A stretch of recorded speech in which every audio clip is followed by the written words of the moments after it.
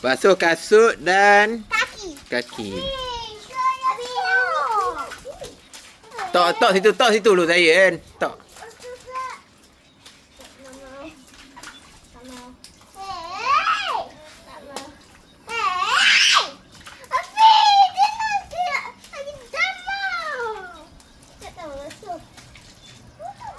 Dari boleh turun lagi.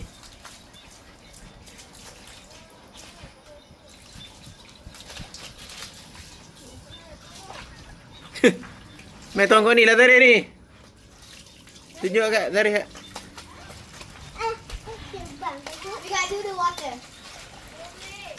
Now. Abang tengah pergi balik. Nampak je lah. Ni belah sini Zari.